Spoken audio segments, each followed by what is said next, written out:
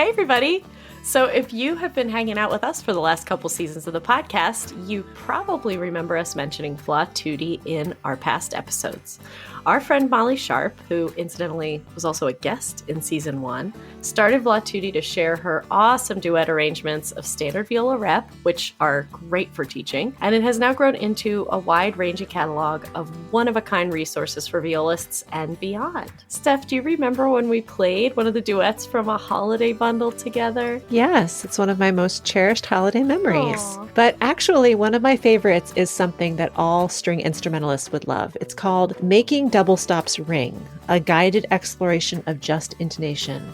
And Molly actually shared the viola version with us last year, and I am not exaggerating when I say that it completely changed the way I think about intonation. No one has ever explained it to me like this before. I think that we all realize on some level that a B in all situations is not the same, but why? Yeah. Have you ever had that classic argument in a string quartet setting when you're trying to tune a chord and maybe we're playing that B and we're being told, no, it needs to go lower. No, it needs to go higher. It needs to go here. Wouldn't it be amazing to save all those hours for our string quartet students with no debate? We just know where it's supposed to go. Everyone agrees because there's only one way.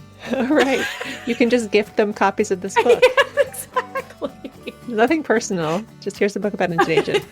Well, Molly has made it easy for all of us to play in tune. So whether you play viola, violin, cello, or bass, there's a version for you. You can find this pragmatic book, viola duet arrangements of classic viola repertoire, and so much more at vlatutti.com under Marketplace, or look in this episode's show notes.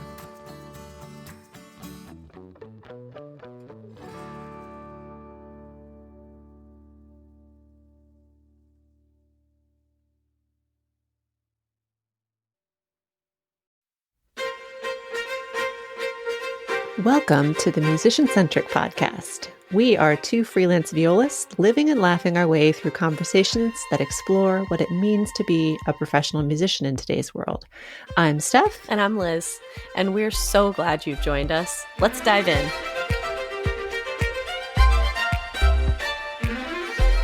It's always an awkward start, feels like.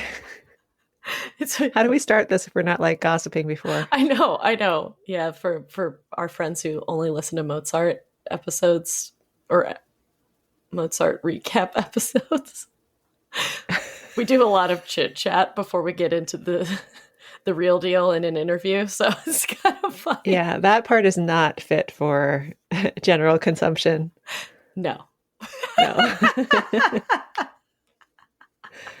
But when we do these, we just jump right in to these crazy. Yes. And that's kind of how I felt when this started. Crazy. Because, you know nothing about this episode. It's called It All Depends on You. And what we see at first is Rodrigo in rehearsal. He's on the podium. He's conducting, and the musicians are not playing. And I wrote, "Oh my God, they're not playing!" Exclamation point, like 5 exclamation points.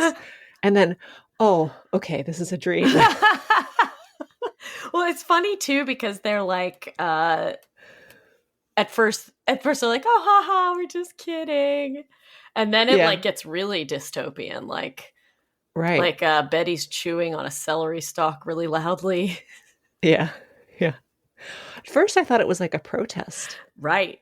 Like a union, like a strike protest, contract negotiation. Me too. Protest. And then it was like, no, this is a nightmare. Yeah. Well, I mean, that would be a nightmare too. I mean, that would definitely be a nightmare. Also, I feel like he was kind of feeling like he was in a nightmare even when he woke up. Yes. So in the dream, Warren hits him with a conducting baton. It's like, and he wakes up. What did I do? And he's in bed. And he's in bed with the drum circle girl. So this is a direct continuation of the last episode where, he falls into bed with her. Gloria calls on the phone and she's like, what are you doing? Yeah. She's like, what you doing? Hey buddy, what's going on over there? Well, apparently the super or the landlord or whatever has called her, reporting that he's having some sort of orgy or An party orgy. at his Oh, can house. I back up for a second though? Did you Yes. catch this quote that this drum circle girl says to him about his skin? She says How it's it's like, a good. It's like I don't understand it. She says it's like a goat skin pouch where I can keep all my jewels. I don't know. She's done some experimenting with some illicit substances, I think. It's. I wonder if he had a moment of being like, "Am I too old for this?" Like, there was so. Yes. Well, that comes later in the episode for sure. Okay, so But yeah, it's not an orgy though. I didn't know what to expect as we were walking out to the living room with Rodrigo. right. Yeah. Well, what we see is that there's a party still raging in his apartment. Still going strong. Yeah. Yeah. And the super Mr. Hamburg, he's like the landlord of the super. He's come to tell him that he's finally No evicted. more bacchanals in his apartment. Yeah. Shocking. Yeah, and I don't know. It was really interesting. That whole interaction with Rodrigo was like he's looking around and he's trying to tell them to leave, and he's like, "Nobody's listening to me."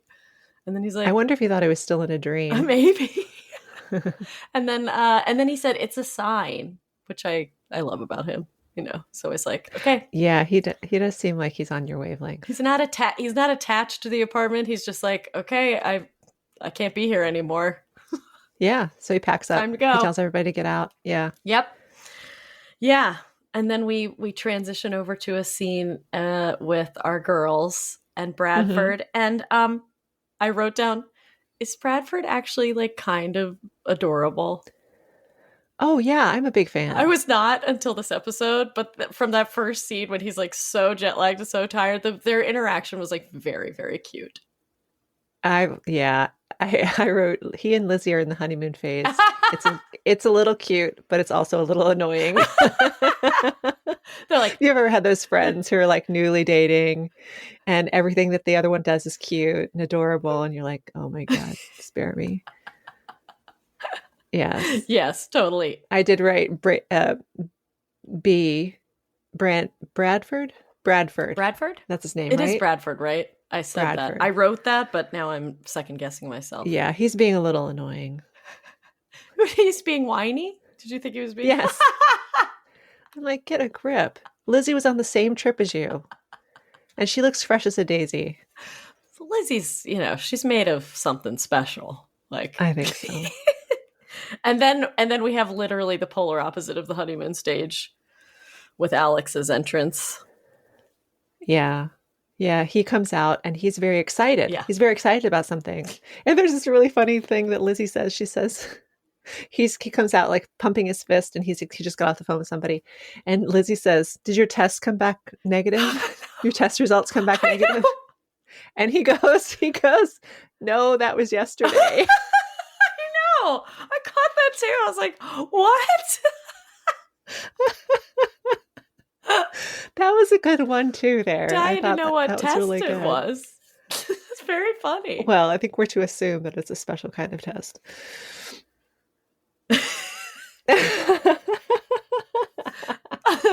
It makes all the difference in the world knowing that our faces are on Patreon, because I'm like, people are gonna see my facial expression to you. I'm like, how did Hailey feel about that? I mean, yeah, right. You know what I mean? Okay. Anyway, yeah, no, he's very excited about a different call. Right. So he got a call from his agent who says that he's made it on this reality show called Dance House. Don's House. Don's House. I spelled it Very German. DANZHAUS. It's something like German, Germanic or something. I think it's what he was doing that dumb audition for, right? Yeah. But he got on. Yes. Yeah. It's exciting. But also, just to rewind a little bit, Bradford says that he's going to be shooting at the Ferndale, and I have no idea what that is, but shooting a podcast, I don't understand that either. But anyway, so he invited Lizzie and Hailey to come along to his podcast shoot, whatever that is. Right. But anyway, back to Alex. So he made it on this reality show. Haley's excited. She wants to throw him a party. And I wrote that, okay, this is the point where they go split skis.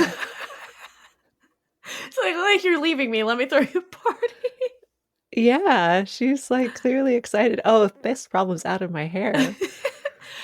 Though, I mean, I guess but if you get some really exciting career opportunity and your partner's like excited for you, that's like healthy, right? I feel right. There's an underlying current to this storyline that I'm very troubled by, which we will talk about towards the end of the episode because I get really annoyed at the end of the episode. But, it's just like he comes out and he's like, oh, I got on the show and it's going to be so amazing. And then she's like, great. And his reaction is like, wait, you're not like upset. It's like, yeah, she's just happy for you, dude. Like, who knows what's going on with her, interests, but. Well, she seems like she has a very securely attached style. Yeah. And he's kind of anxious. Totally. Yeah, but this is the thing that annoys me about that character is he was not like that last episode or last season. They totally made him into some clingy, whiny, so that they could get rid of him. Yeah. Yeah. They're engineering us to not like him. Yeah. Which is he was not like this at all last season. No, he was sweet. He was attentive. He was pretty secure, Yeah. Maybe his anxious tendencies just started to come out. I don't know. So yeah. And also she wore his white tights, like ruined them. Oh. There was a whole storyline where yeah, she stretched them out. I'm like, girl, I feel you. I feel you because I feel like I'm always the one in the relationship with the bigger thighs.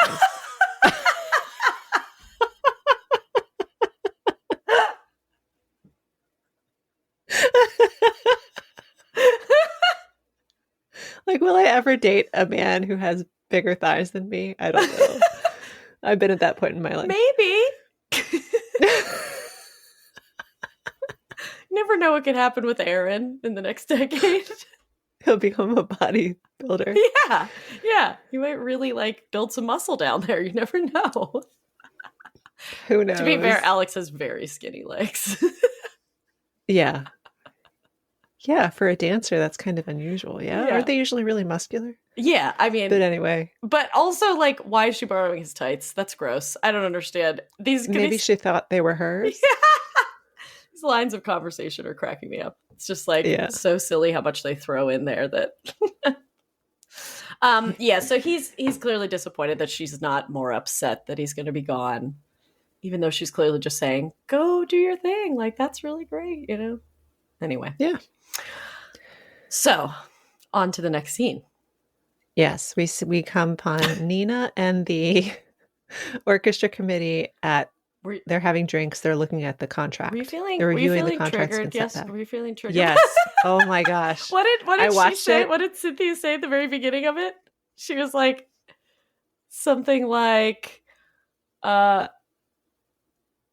being too aggressive. She was like she wanted to play she wanted to be nicer. Right. I did actually write, I have PTSD from contract negotiations. It's true. It's no joke. But the double entendres are plentiful. One of them's like, I can go hard. There's a lot. There's a lot. It's hitting us over the head with it. Yeah, so Nina and Cynthia get up to go use the restroom. Together. And what happens? They make out passionately. Very awkwardly. In the elevator. Is this the first time they've kissed? Yeah. Yeah, it was it's awkward. Really awkward. It was like a bump and then they started to kiss. It was, yeah. I mean, maybe that's how it would go if you're just in the heat of the moment. Maybe it's not that. Yeah, I don't know. It was just, made me feel very awkward about it. It doesn't seem like maybe Cynthia doesn't do that all the time. Yeah. Yes. Anyway. Meanwhile, the guys are drinking Drinking heavily. And that's the best way to get through a contract It negotiation. really made me think, like, at our next meeting, we should do it in the evening and we should have cocktails in hand. Yes. Yeah, we need to bring that up to our committee. Yeah, maybe more people will come to like happy hour, the orchestra meetings. Yeah. We're all drinking. Sidebar for our lives. I just have to point out this ridiculously stupid line that, what's his name? Union Bob says when she walks out. Oh, what? Because she's come back from the bathroom and he goes, "Tinkle, tinkle, little star." Oh, yeah, that was really inappropriate. Also, it's just so stupid. Gross. Yeah, and creepy weird. and yeah, ew. Never would I say that to anyone. Not even in my household. You should say it to the girls the next time they go to the bathroom. I will not be doing that. Okay, so we haven't really gotten anywhere with the negotiations, but Cynthia made out with someone. That's what we got from that. No. Okay, so then we find out that Gloria has agreed to host Rodrigo at her place since he's been evicted. And he just has one very small suitcase that has his necessities in it. I noticed this from several points here on out about the rat tail, that it's still there. Yeah. And it's even weirder and looks even less like it has actual hair in it. Maybe we're inching our way towards getting rid of it once and for all. Oh, I hope so. Maybe Gloria convinces him to like. Yeah, she seems like she wouldn't be really into a rat tail look. A rat tail? No. Yeah, I love this. I love this scene. I like her place. Her place has a vibe, and I really like it. And I like that he's like, I have everything I need right here. Yeah, he's low maintenance. He's just the best. Aw. But then finally we get to hear Bernadette Peters sing. I wrote Bernadette Peters gets to sing with that smiley face with the hearts around it. So excited. Finally. It's so great. They really buried the lead. This is like a whole season and a half in. I wonder if they didn't initially anticipate her using her singing voice at all. Like if they wrote it into the show. They must have. She's like a Broadway star. Yeah. It's a legend. It's amazing. And they had this beautiful exchange about how she's like, oh, I couldn't possibly see. He wants her to sing like on stage. And she's like, I couldn't possibly. I'm surrounded by these amazing professionals. I'm just an amateur. And he said that amateur comes from the Latin word amare, which means to love. And so you do something for the love of it. And that's like what an amateur does. I was like, that is so lovely. It's a great sentiment. Yeah, I loved that. He had some good quotes in that moment too. Yeah, he says, well, he had this one that I was just this is kind of cringy. We are all notes in our existence. If we don't play ourselves, no one will. It's true. It's true, but I kind of cringed at that one. Like, come on. This is the difference between you and me. I know. I love it though. No, I wrote that as well. But I mean, of course, at the core, it just means like if she has this gift and she doesn't use it. Oh yeah. Yeah. I agree with the sentiment. I just thought the words were. And she's like humming at the end of the scene, so I think she's feeling inspired, which might mean we get her in concert. Maybe she can like help the New York Symphony. Bring some life into it or something. Oh, they need something. They do need something. Located in a historic mansion in Tacoma Park, Maryland, you might get the impression that the team at Potter Violins are as formal as the breathtaking building that they work in. But when you go inside, instead you'll find the most relatable, skilled, and friendly staff. Yes, the people at Potter's are what really make it a special place. I love visiting because I know that whoever I work with is not going to make me feel like I'm crazy or just being picky. They're kind of like your favorite bartender. They're great listeners who give you what you need without judgment. Yeah. Yes, their technicians are not only super talented, creative, and resourceful, they take the time to collaborate with you so that the process of getting your instrument at its best really feels like a partnership. So if you're in the area, definitely stop by and introduce yourself to Chris, Rob, Kimberly, Derek, Jim, Melissa, and the whole team, or visit potterviolins.com to find what you need online. It's so fitting then that their shop is in this beautiful old house because the staff at Potter's really makes it feel like home. So the next scene, so they're on set at this Ferndale house, which is where it's apparently got a lot of history as far as musicians are concerned. And they meet this older gentleman. His name is Marcello Galitelli. Yes, Galitelli. He's an oboist. Yeah. Is that his real life name? We need to look him up. I meant to. I meant to also, but let's see. Are you going to Google? Yeah. He had a completely different name in the credits. Oh. It was Anton something. But maybe that person is an oboist. Yeah. Or you're right. Maybe someone named Galitelli was an oboist and he was playing Galitelli. Yeah, I get the feeling this is like a retirement home that houses a lot of musicians.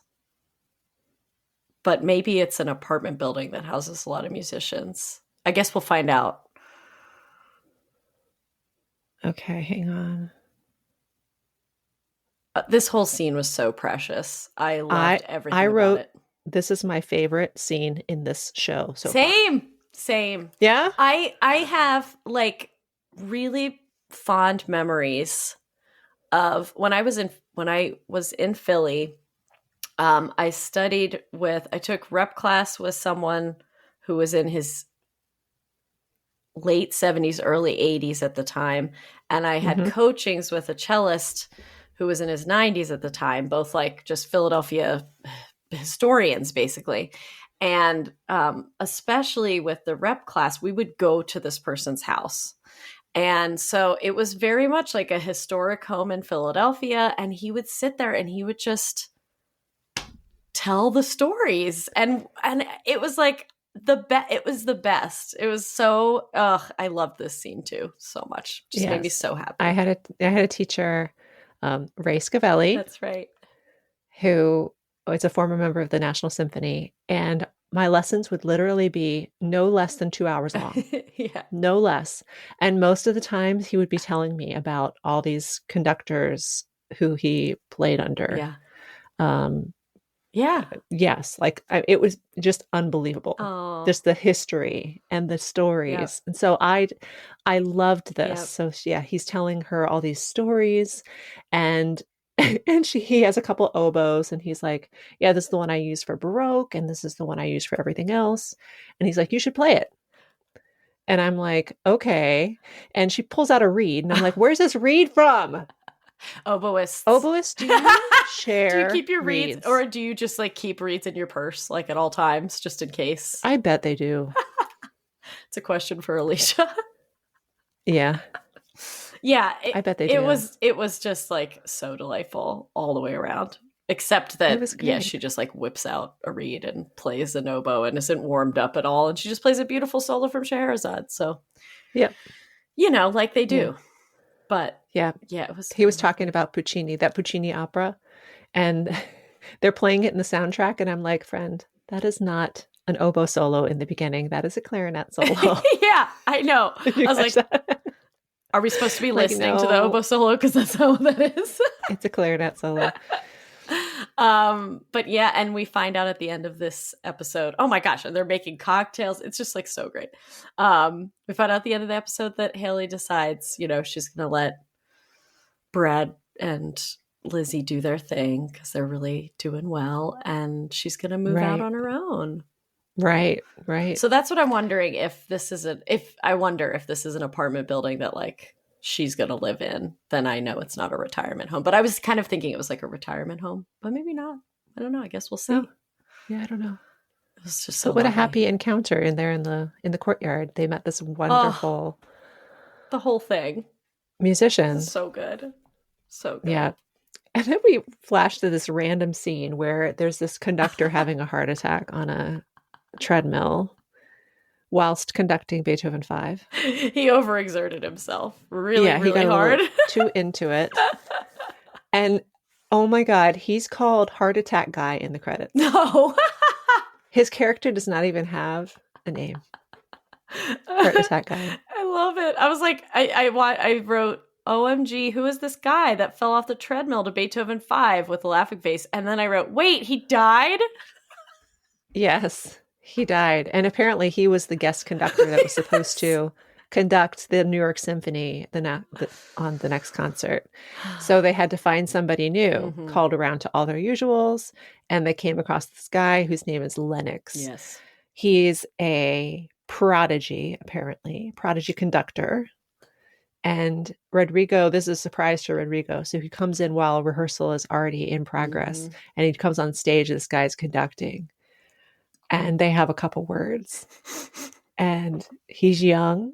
He's cute. He goes, two of my idols from the older generation. Yes. And of course, Thomas is unbothered because he's been through it already. Yeah. And so he has this line where he says, what am I supposed to do? This Ferrari is idling with the keys in it. Referring to the symphony. Wouldn't the orchestra musicians just be like, who is this guy? Like, I wrote, that's a stretch. Oh, yeah, he's a personality. He's going to be one to watch. Yeah. His entrance is very brief, and then you hear a baby cry. Mm-hmm. He turns around. There's a surprise baby. Allegra non troppo is on his back. Yes. Eye roll emoji. Eye roll major. Eye roll. I wrote, oh boy. Mm-hmm. But I guess Lennox is going to be a new dynamic to deal with. I like it. He's going to spice things up. Yes. Make Rodrigo feel old. Exactly. So then we see that Hailey and Alex are taking a walk by the river. And here we are. This is what you said earlier. Saw this coming. Alex is upset that Hailey isn't upset. Yeah, and that is like the worst argument to have. She's just like being positive about his gig, and he's like, he says, "Don't manage my feelings," and then all of a sudden he turns around and he's managing hers. Right? No, he's a big gigantic baby. You did your job, writers. He's a loser, and I'm excited that he's going to Don's house. Yeah, but he is more appropriate for her than Rodrigo. She hasn't met her guy yet. Arguably. Anyway, if he had been like season 1 Alex. Yeah. If he had You're stayed right. Season 1 Alex was great. Season 2 Alex, go away. Yeah. We're done with you. So, and then they're back on the softball diamond. With the Broadway jazz bands as their opponent. Jazz hands. The jazz hands. I missed it. I saw that they were doing jazz hands, but I did not realize that was the team name. That's their team name. They're the Broadway jazz hands. The maestro's hiding in the tree. Yes. Because he doesn't want to be the bad guy, because he's not the bad guy. He's not meant to be the bad guy. And he didn't want to cancel their softball season. Nope. But then again. And he's still hurt that Hailey had fun at the donor event. And I'm like, get over it. She had a couple drinks. Yeah. She probably improved donor relations that night. Yeah. I don't even know that he is aware. I don't think he's aware at all of how he feels. I think he's clueless about it. He's just bothered, but he doesn't know that he's bothered. He doesn't know why he's bothered. And that's going to come to a head at some point, right? Yeah, probably pretty soon here. But in the meantime, what did he say? He said, I'm glad you're not getting distraction by the social distractions. It's like literally what he said to me. Well, he's one to talk. Who just had an orgy at his house? I think it was him. Oh my God. Can we back up for a second? We just forgot to mention this in the scene when he was at Gloria's house and he's using her eye cream and he has it just like he's using it like, like war paint. Like he has it like painted around his eyes. And then he goes in and they're talking about like just him and he's asking her. He asked her if she thinks he has goat skin.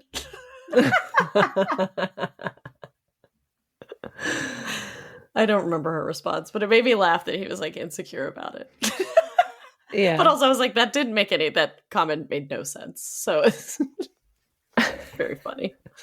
Anyway, okay, I'm sorry. I went out of order, but had to. No, that's fine. That's great. And then Betty. Yeah, so there's some trash talking going on. Betty is at bat, and the pitcher and she are having some words about, I don't know, they're just trading insults back and forth. Well, it gets so heated that Betty rushes the mound. Well, he hits her. He throws the ball at. He hits her with it, which so she rushes them. In a real baseball game, that's like a fight waiting to happen. Yeah. I was thinking that was the injury. I was like, oh no, he hit her shoulder. Like she's not going to be able to play. And then, yeah, she rushes the pitching mound. And she hurts her finger. Like breaks it. We see it. And she lucky and she us. can't oboe. She can't oboe because she breaks her finger. Which, of course, then means Rodrigo was right about the softball team. Yeah. Actually, yes. So we end the... And then so she's like, so I guess you're the one, Hailey, that's going to Mexico. Right. And I was like, why, in all caps, why is Hailey going to Mexico? She's a sub. Or if she is, she shouldn't be playing principal. It should be someone from the section. No, she's like fifth chair. Didn't we hash that out last season? Maybe she's like fifth in line. Maybe she's been playing third or fourth recently. Maybe they have to take 3 or 4. I don't know, but did we talk about this with Alicia? How many do they have rostered? Like actually rostered? Is it 3? Oh, I forget. Richmond has 2 and then an English horn / third. Right. That's usually the way it is. But maybe for things like maybe they've programmed Mahler, whatever it was they were talking about, 8. But seriously, though, she's going to play principal on the tour? That's insane. That would never happen. It would never happen. No, but we're going to see it happen. Brace myself.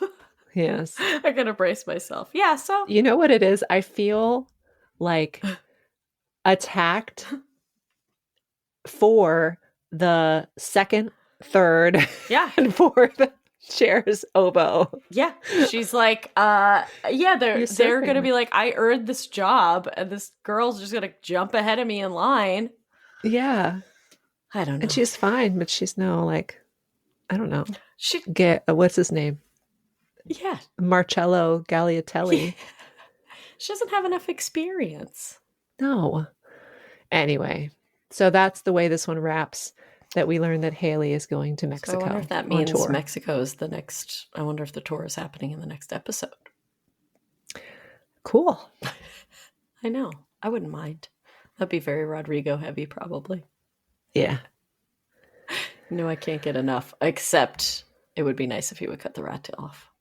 Yes. Yeah, that would be good. That would be good character development in my book. Yes. So we'll pick up with that one in a couple weeks. Yeah, let us know. Let us know if the rat tail is bothering you. I know. I want to know. And maybe we're just like really sensitive to hair. Just really picky. Anyway, join us next time.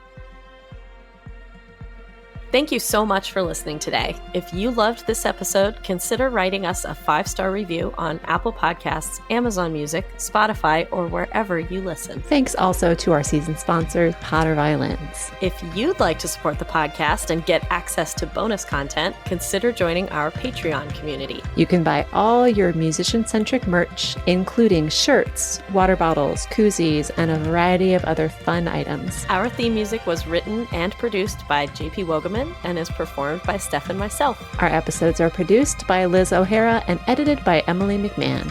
Thanks again for listening. Let's talk soon.